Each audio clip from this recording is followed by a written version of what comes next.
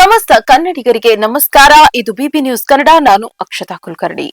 ಬೆಂಗಳೂರಿನ real estate ಲೋಕದ ದಿಗ್ಗಜ ಕಾನ್ಫಿಡೆಂಟ್ ಗ್ರೂಪ್ ಸಂಸ್ಥಾಪಕ ಸಿಜೆ ರಾಯ್ ಅವರ ಅನಿರೀಕ್ಷಿತ ಸಾವಿನ ಪ್ರಕರಣ ಈಗ ರಾಜ್ಯದಲ್ಲಿ ತೀವ್ರ ಸಂಚಲನ ಮೂಡಿಸಿದೆ. ಈ ಕುರಿತು ಪ್ರತಿಕ್ರಿಯೆ ನೀಡಿರುವ ಉಪಮುಖ್ಯಮಂತ್ರಿ ಡಿಕೆ ಶಿವಕುಮಾರ್ ಅವರು ಈ ಪ್ರಕರಣದ ಕುರಿತು ಉನ್ನತ ಮಟ್ಟದ ತನಿಖೆ ನಡೆಸಿ ಸತ್ಯಾಂಶವನ್ನ ಜನರ ಮುಂದೆ ಇಡುವುದಾಗಿ ಭರವಸೆ ನೀಡಿದ್ದಾರೆ. ಕನಕೋತ್ಸವ ಕಾರ್ಯಕ್ರಮದ ವೇಳೆ ಮಾತನಾಡಿದ ಅವರು, ರಾಯ್ ಅವರಂತಹ ಯಶಸ್ವಿ ಉದ್ಯಮಿಗೆ ಇಂತಹ ಪರಿಸ್ಥಿತಿ ಬರಬಾರದಿತ್ತು ಎಂದು ವಿಷಾದವನ್ನ ವ್ಯಕ್ತಪಡಿಸಿದ್ದಾರೆ. ಅಧಿಕಾರಿಗಳ ವಿಚಾರಣೆ ವೇಳೆ ಈ ಘಟನೆ ನಡೆದಿರುವ ಬಗ್ಗೆ ಮಾಹಿತಿ ಬಂದಿದ್ದು ದೆಹಲಿಯಿಂದಲೂ ವರದಿ ಕೇಳಲಾಗಿದೆ ಎಂದು ಅವರು ತಿಳಿಸಿದ್ದಾರೆ. ಐಟಿ ಇಲಾಖೆಯವರು ಬಂದು ಎನ್ಕ್ವೈರಿ ಹಿಂದೆ ಟ್ಯಾಕ್ಸ್ ರೇಟ್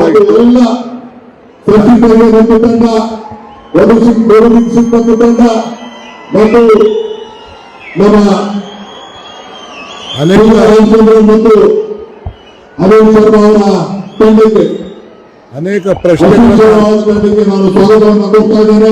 ಕಾರ್ಯಕ್ರಮ ಪ್ರಾರಂಭ ಆಗ್ತಾ ಇದೆ. ಎಲ್ಲ ಗೊತ್ತಾಗ ಅನೇಕ ಪ್ರಶ್ನೆಗಳನ್ನ ಕೇಳ್ತಾ ಇರ್ಬೇಕಾದ್ರೆ ಇದು ಆಗ್ಬಾರ್ದಾಗಿತ್ತು.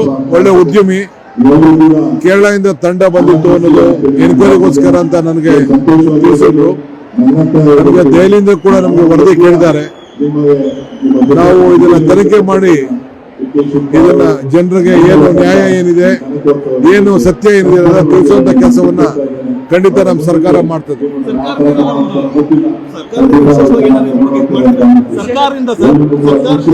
ಖಂಡಿತ ಸರ್ಕಾರ ನಮ್ಮ ರಾಜ್ಯದಲ್ಲಿ ಆಗಿರೋದ್ರಿಂದ ಇದು ಸರ್ಕಾರ ವಿಶೇಷವಾಗಿ ತನಿಖೆಯನ್ನ ಮಾಡ್ತದೆ. ಹೌದಪ್ಪ, ಇದು ಆಗಿದೆ ನಮ್ಮಲ್ಲೇ. ಇದು ನಮ್ಗೆ ನಾನು ಇದನ್ನೆಲ್ಲ ಇಡಿಸಿದ್ರೆ ನಾನು ಮಾತಾಡೋದು ರಾಜಕಾರಣ ಆಗ್ತದೆ. ಇದೇ ನಿಮ್ಗೆಲ್ಲ ಹಿಂದೆ ಎಲ್ಲ ಮಾಹಿತಿ ಎಲ್ಲ ಕೂಡ ಇದೆ. ಇದು ನಾವು ಖಂಡಿಸ್ತೇವೆ. ಈ ಕಿರುಕುಳ ಸರಿ ಇಲ್ಲ. ಇದ್ರ ಬಗ್ಗೆ ನಾವು ರಿಪೋರ್ಟ್ ಬಂದ ಮೇಲೆ ನಿಮ್ಗೆ ತಿಳಿಸ್ತೀವಿ.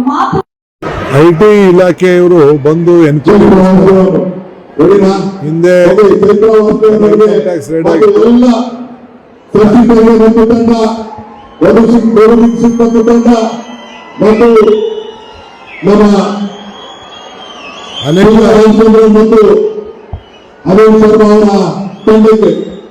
ಅನೇಕ ಪ್ರಶ್ನೆಗಳಿಗೆ ನಾನು ಸ್ವಾಗತವನ್ನು ಕೊಡ್ತಾ ಇದ್ದೇನೆ. ಕಾರ್ಯಕ್ರಮ ಪ್ರಾರಂಭ ಆಗ್ತಾ ಇದೆ. ಎಲ್ಲ ಗೊತ್ತಾಗ ಅನೇಕ ಪ್ರಶ್ನೆಗಳನ್ನ ಕೇಳ್ತಾ ಇರ್ಬೇಕಾದ್ರೆ ಇದು ಆಗ್ಬಾರ್ದಾಗಿತ್ತು. ಒಳ್ಳೆ ಉದ್ಯಮಿ, ಕೇರಳದಿಂದ ತಂಡ ಬಂದಿತ್ತು ಅನ್ನೋದು ಎನ್ಕ್ವೈರಿಗೋಸ್ಕರ ಅಂತ ನನಗೆ ತಿಳಿಸಿದ್ರು. ನಮಗೆ ದೆಹಲಿಯಿಂದ ಕೂಡ ನಮಗೆ ವರದಿ ಕೇಳಿದ್ದಾರೆ. ನಾವು ಇದನ್ನ ತನಿಖೆ ಮಾಡಿ ಇದನ್ನ ಜನರಿಗೆ ಏನು ನ್ಯಾಯ ಏನಿದೆ, ಏನು ಸತ್ಯ ಏನಿದೆ ಅದನ್ನ ತಿಳಿಸುವಂತ ಕೆಲಸವನ್ನ ಖಂಡಿತ ನಮ್ಮ ಸರ್ಕಾರ ಮಾಡ್ತದೆ.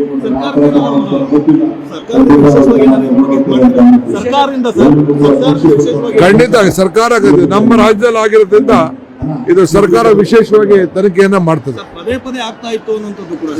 ಹೌದಪ್ಪ, ಇದು ಆಗಿದೆ ನಮ್ಮಲ್ಲೇ. ಇದು ನಮ್ಗೆ ನಾನು ಇದನ್ನೆಲ್ಲ ಇಡಿಸಿದ್ರೆ ನಾನು ಮಾತಾಡೋದು ರಾಜಕಾರಣ ಆಗ್ತದೆ.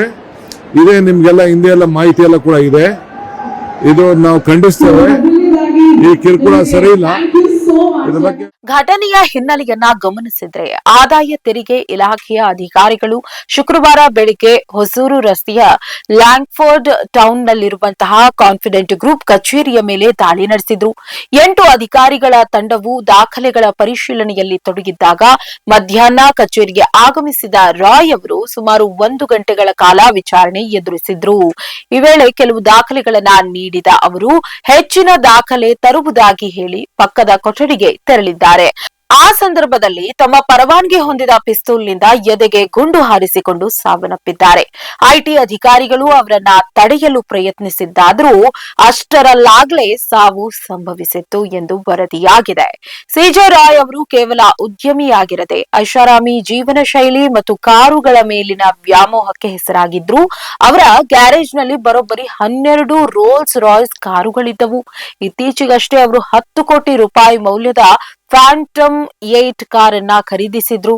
ಲ್ಯಾಂಬರ್ಗಿನಿ, ಬುಗಾಟಿ, ವೇರಾನ್ ಸೇರಿದಂತೆ ವಿಶ್ವದ ಅತ್ಯಂತ ದುಬಾರಿ ಕಾರುಗಳನ್ನ ಹೊಂದಿದ್ದ ರಾಯ್ ಇವರ ಸಾವು ಉದ್ಯಮ ವಲಯಕ್ಕೆ ದೊಡ್ಡ ಆಘಾತ ನೀಡಿದೆ. ಸದ್ಯಕ್ಕೆ ಪೊಲೀಸರು ಅವರ ಕುಟುಂಬ ಸದಸ್ಯರು ಮತ್ತು ಸಹೋದ್ಯೋಗಿಗಳನ್ನ ವಿಚಾರಣೆ ನಡೆಸ್ತಾ ಇದ್ದು, ಐಟಿ ಕಿರುಕುಳದ ಬಗ್ಗೆ ಕೇಳಿ ಬರ್ತಾ ಇರುವ ಆರೋಪಗಳ ಕುರಿತು ಕೂಡ ತನಿಖೆ ಚುರುಕುಗೊಂಡಿದೆ. ಇದೀಗ ಸಿಜೆ ರಾಯ್ ದೇಹದ ಮರಣೋತ್ತರ ಪರೀಕ್ಷೆ ಕೂಡ ನಡೆದಿದೆ. ದೇಹ ಸೇರಿದ್ದ ಬುಲೆಟ್ ಅನ್ನ ವೈದ್ಯರು ಹೊರಗೆ ತೆಗೆದಿದ್ದಾರೆ. ಈ ಸಾವಿನ ಬಗ್ಗೆ ಸಾಕಷ್ಟು ಅನುಮಾನಗಳು ವ್ಯಕ್ತವಾಗಿವೆ. ಇದಕ್ಕೆ ಸಂಬಂಧಿಸಿದಂತೆ ಡಿಕೆ ಶಿವಕುಮಾರ್ ಅವರು ಕೂಡ ಸೂಕ್ತ ತನಿಖೆ ನಡೆಸಲಾಗುವುದು ಅಂತ ಹೇಳಿದ್ದಾರೆ. ಇದು ನೇರವಾಗಿ ಕೊಲೆ ಅಲ್ಲದಿದ್ರೂ ಆತ್ಮಹತ್ಯೆ ಕೂಡ ಕೆಲವೊಮ್ಮೆ ಪರೋಕ್ಷವಾಗಿ ಕೊಲೆಯಾಗೋದು ಇದೆ. ಹಾಗಾಗಿ ರಾಯ್ ಅವರಿಗೆ ಆತ್ಮಹತ್ಯೆ ಮಾಡಿಕೊಳ್ಳುವಂತಹ ಒತ್ತಡ ಏನಿತ್ತು ಅನ್ನೋದೇ ಈಗ ತನಿಖೆಯಾಗಬೇಕಾದ ಅಂಶ. ಈ ಆತ್ಮಹತ್ಯೆಗೆ ಯಾರಾದ್ರೂ ಕಾರಣವಾಗಿದ್ದಾರಾ ಅನ್ನೋ ಅಂಶ ಇನ್ನಷ್ಟೇ ಬಯಲಿಗೆ ಬರಬೇಕಾಗಿದೆ. ಕೇವಲ ಐಟಿ ರೈಡ್ಗೆ ಹೆದರಿ ಆತ್ಮಹತ್ಯೆ ಮಾಡಿಕೊಳ್ತಾರೆ ಅನ್ನೋದು ಇಂತಹ ದೊಡ್ಡ ಬಿಸಿನೆಸ್ ಸಾಮ್ರಾಜ್ಯ ಕಟ್ಟಿದ ಉದ್ಯಮಿಯಿಂದ ನಿರೀಕ್ಷೆ ಮಾಡೋದು ಸ್ವಲ್ಪ ಕಷ್ಟವೇ ಸರಿ. ಮುಂದೆ ನಿಷ್ಪಕ್ಷಪಾತವಾದ ತನಿಖೆ ನಡೆದ್ರೆ ಆ ರಹಸ್ಯ ಬಯಲಾದ್ರೂ ಆಗಬಹುದು. ಅದಕ್ಕಾಗಿ ಕಾದು ನೋಡೋಣ. ಇದು ಈ ಹೊತ್ತಿನ ಸ್ಪೆಷಲ್ ರಿಪೋರ್ಟ್.